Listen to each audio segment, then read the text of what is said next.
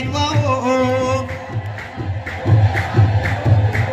በመላእክት ልሳን ሁሌ ለሚወደድ በቤተ መቅደሱ ለዓለሙ ቤዛ ከእግዚአብሔር ዘምሩ ሰማያት በሙሉ ክብሩን ያወራሉ ሌሊትና ቀንም ግብሩን ይገልጻሉ። እግዚአብሔር ሆይ አንተ ድንቅ ነህ ይላሉ። እግዚአብሔር ሆይ አንተ ድንቅ ነህ ይላሉ።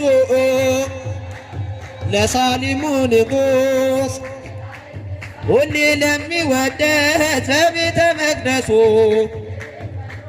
ለዓለሙ ቤዛ ለእግዚአብሔር ዘምሩ የእግዚአብሔር ልጆች።